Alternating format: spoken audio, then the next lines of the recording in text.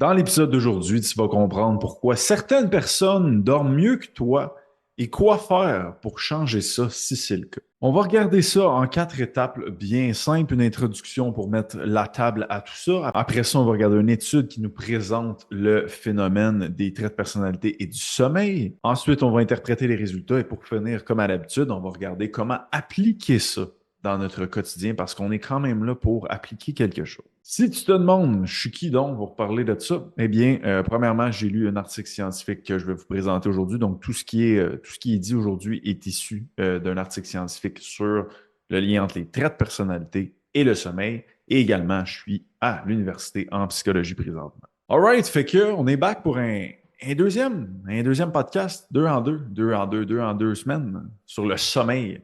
Je pense que le fait que j'ai un whoop, ça me met le focus un peu plus là-dessus, puis c'est bien correct, j'essaie de l'optimiser. J'ai plein de trucs, je ferai un épisode sur les trucs, peut-être après 3 mois, mettons, que j'ai appliqué, que j'ai vu une bonne différence sur mon sommeil. Mais ceci n'est pas le point. Donc, deuxième semaine où on parle de sommeil. Le sommeil, ça représente quand même une bonne partie de notre vie, que ce soit pour notre énergie, notre mood, notre gestion de stress, nos performances dans le gym, whatever.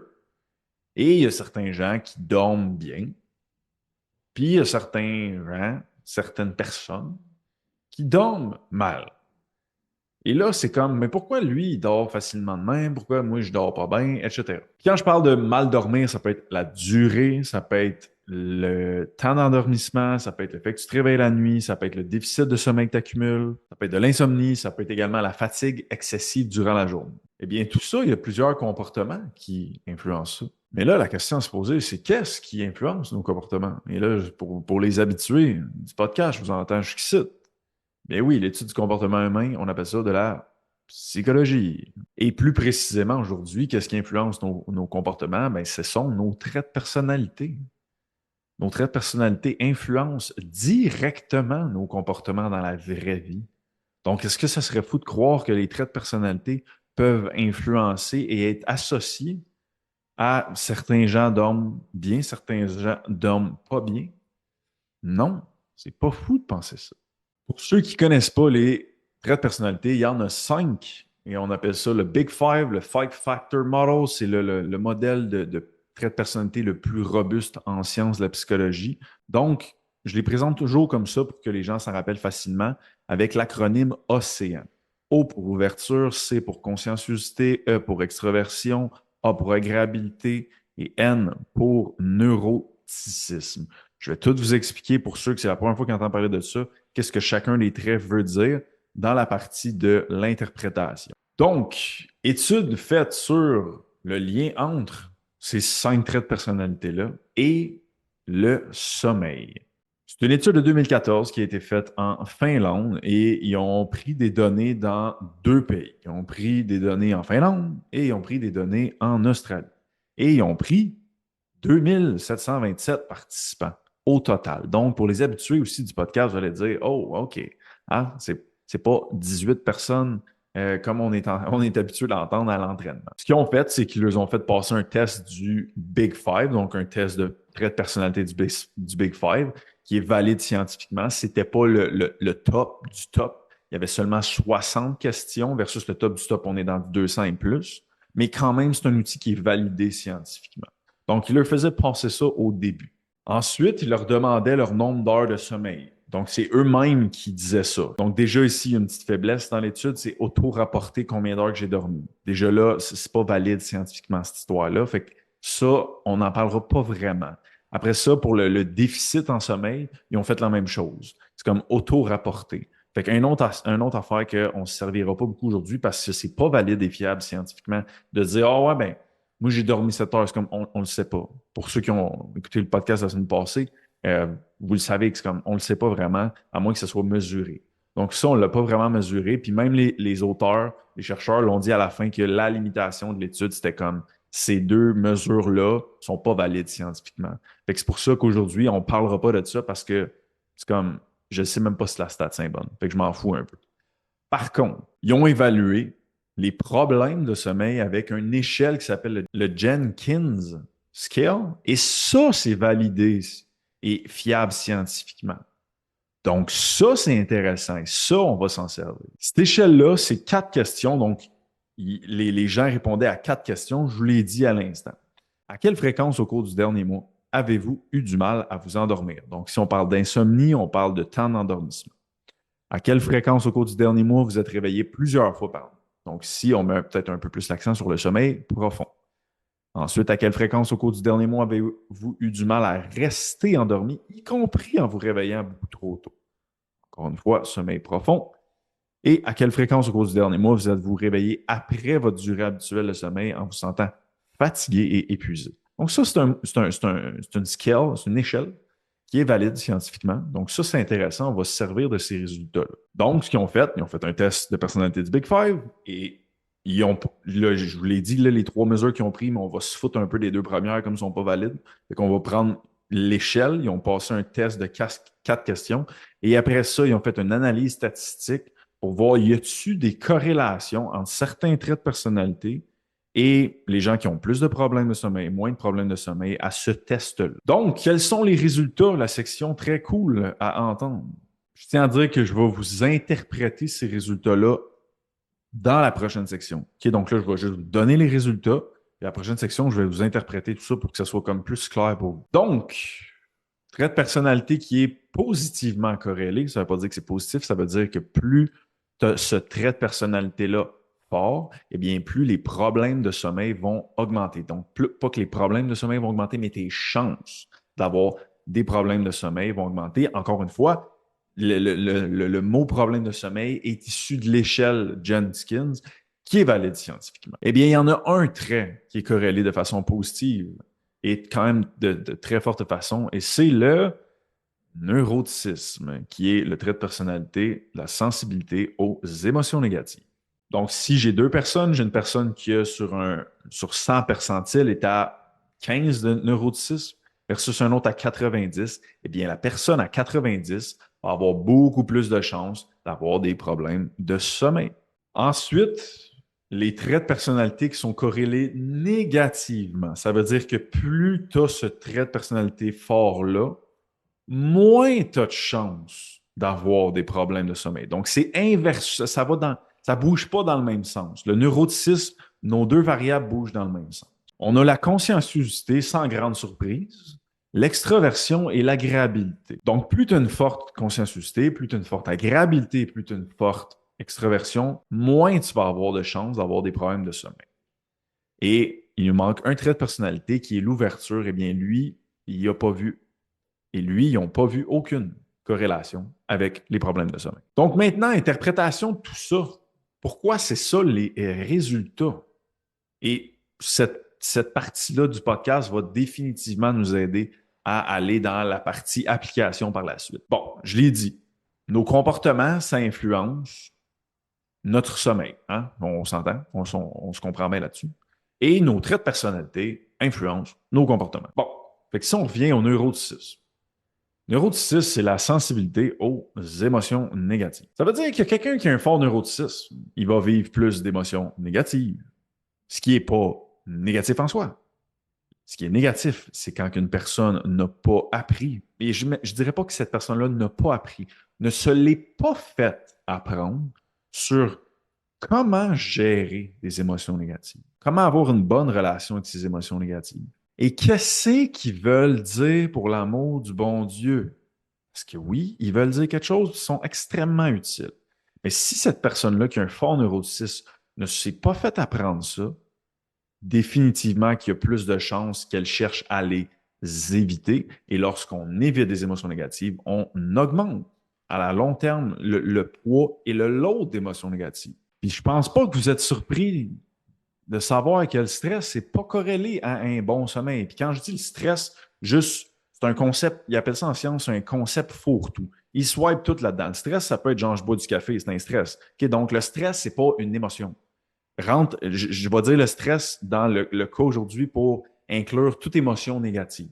OK, donc colère, frustration, anxiété, etc. Donc le stress n'est pas corrélé un bon sommeil, ça, vous le savez. Donc, si tu as un plus haut neuroticisme et que tu n'as pas appris, tu ne te l'es pas fait apprendre tout ce que je viens de dire, bien, définitivement que si tu es une personne plus stressée, puis qu'on sait que le stress impacte le sommeil, est-ce qu'on est surpris que le neuroticisme a une corrélation positive avec des problèmes de sommeil? Absolument pas. Puis, dans la partie application, je vais vous dire comment jouer avec ça. Parce que c'est pas une finalité, vos traits de personnalité. Ensuite, la conscienciosité, c'est des gens qui sont extrêmement organisés, disciplinés, goal-driven, structurés. C'est comme, on met des tâches là, on structure toute notre semaine.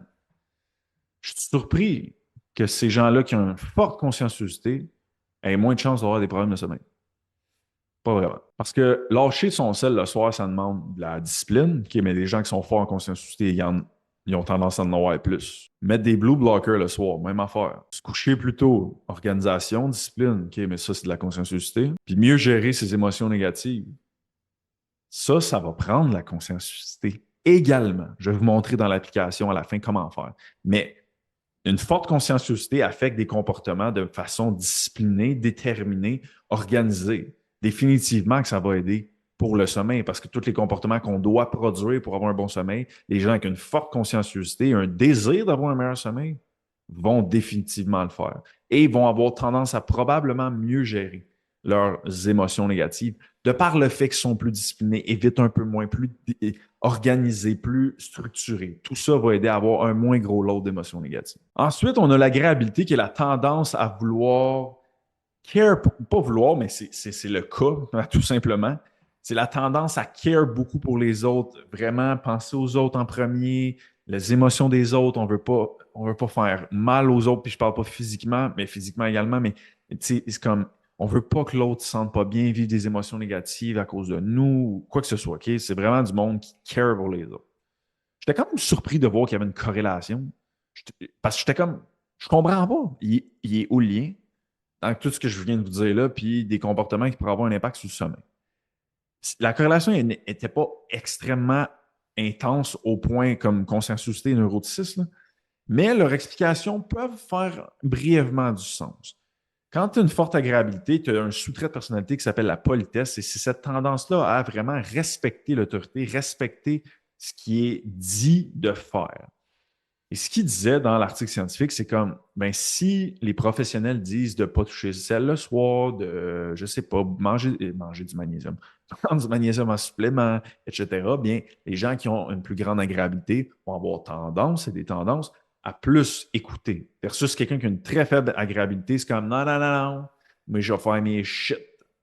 OK? Donc, après ça, il faut que tu apprennes à bien manier tes traits pour te dire, ouais, là, ce serait peut-être le temps que j'écoute le monde à la place d'essayer de faire tout à ma tête.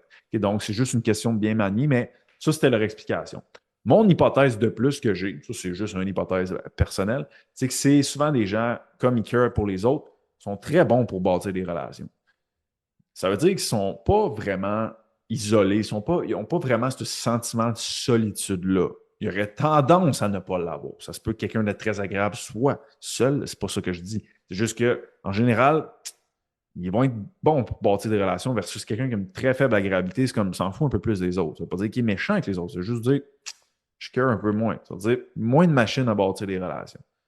Et la solitude a quand même un gros poids sur le mood de quelqu'un, sur le lot d'émotions négatives. Filer de la solitude, c'est un très grand, une très grande douleur quand même. Donc, mon hypothèse, ça c'est la mienne, c'est juste la mienne, mais il y aurait ça aussi qui rentrerait en ligne de compte, selon moi. Et ensuite, on a l'extraversion qui est sensibilité aux émotions positives. On aime les gens, on veut être avec les gens, on a une personnalité quand même forte, on a le rire facile. Ça aussi, j'étais surpris de voir qu'il y avait une corrélation. C'est comme plus tu as une forte extraversion, moins tu as tendance à avoir des problèmes de sommeil. C'était pas la première étude qui voyait ça, ce que j'ai appris. Et ce qu'il disait, c'est que ces gens-là avaient tendance à être moins stressés.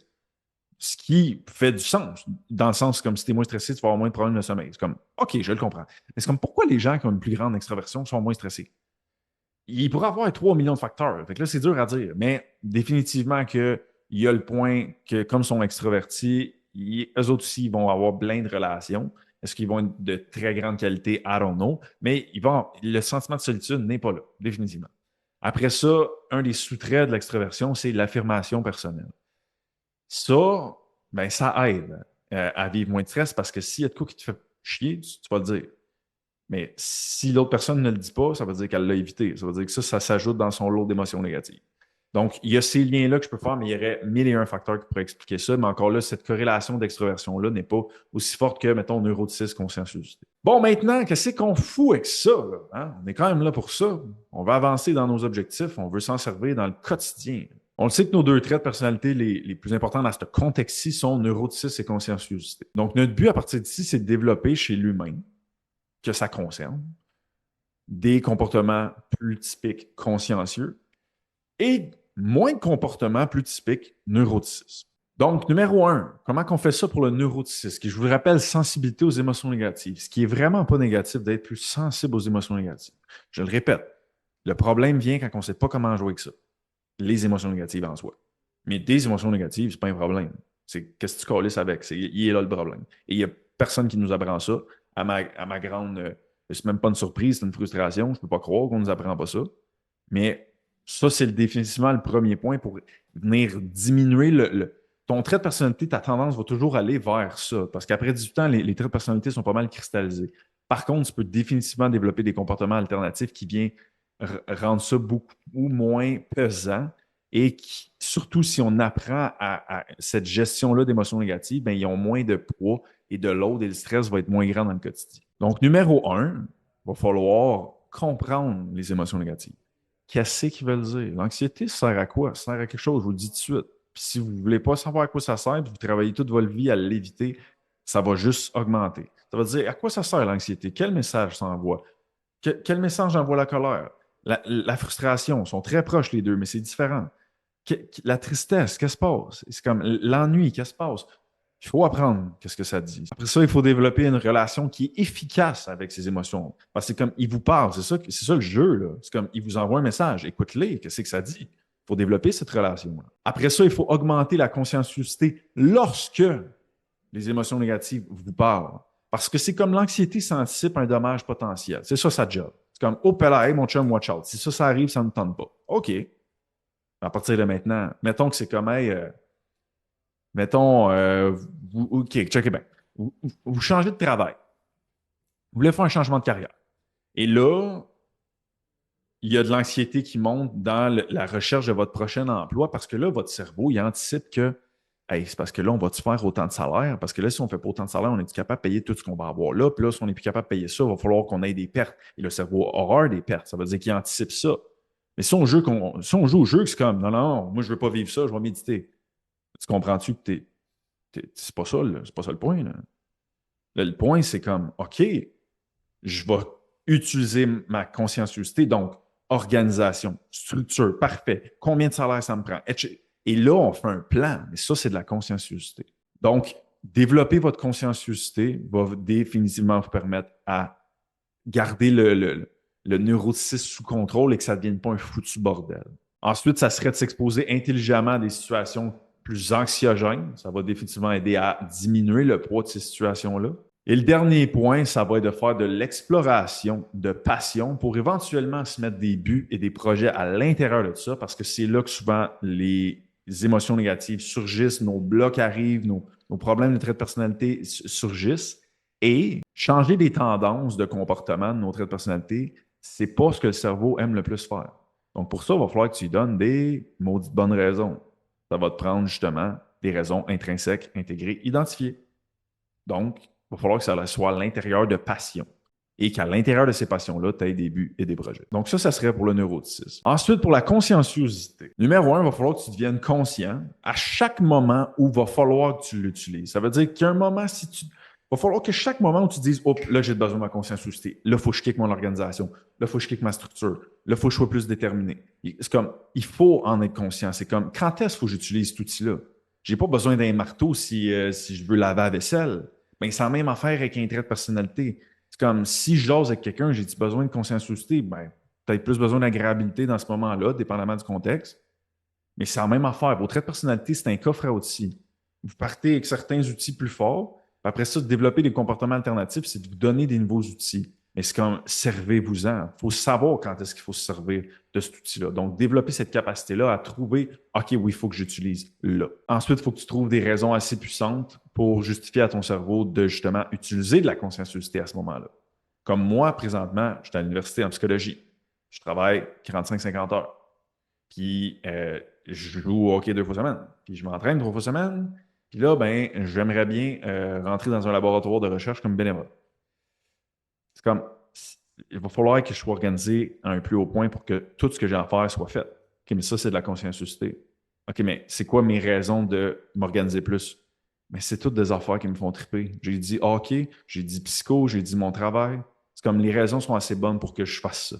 Sans ça, je ne le ferai pas. Donc, ça vous prend cette capacité-là à aller chercher ces raisons-là. Ensuite, ça va être de trouver des stratégies d'organisation, de structure, faire des tests, voir ce qui fonctionne moins bien pour vous, mais il va falloir le faire. Puis, le plus gros, ben, ça va être de travailler sur vos émotions négatives. Parce que très souvent, ce que je vois, c'est quelqu'un qui a quand même des bonnes capacités à être consciencieux, mais les émotions négatives viennent bouffer tout. Ça vient raser tout ça. Parce que le load est trop gros, on ne voit pas la conscienciosité pendant tout. Fait que de faire le travail, que j'ai dit avec le neuroticisme, les deux, là, je vous dirais, ça, c'est une opinion personnelle. Neuroticisme, conscienciosité, c'est probablement les deux traits qu'il va falloir le plus développer si on va avoir du succès. Développer cette capacité-là à bien les utiliser, chacun de leurs bases. Comme j'ai besoin de neuroticisme là, j'ai besoin de ci là. C'est comme c'est une force d'être plus sensible aux émotions négatives. Ça veut dire que tu jases plus avec les autres, tu as des messages plus d'avance. C'est excellent, ça, sers-toi-en. Mais sers-toi-en, ne t'en sers pas pour les éviter. Sers-toi-en pour prendre ta conscienciosité, créer des structures, organiser des affaires pour faire avancer tes buts. Donc, ce que je viens de nommer là, c'est exactement ça qu'on fait avec nos clients chez HL maintenant.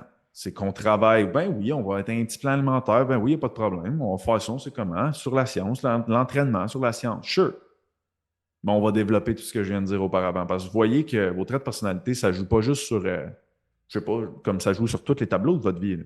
Sur le sommeil, sur votre capacité à respecter un plan alimentaire, sur vos relations, sur est-ce que vous réussissez professionnellement parlant ou pas, sur combien vous avez d'économies, à quel point vous êtes addict à je sais pas quoi. Tout, là, ça joue sur tout. Là.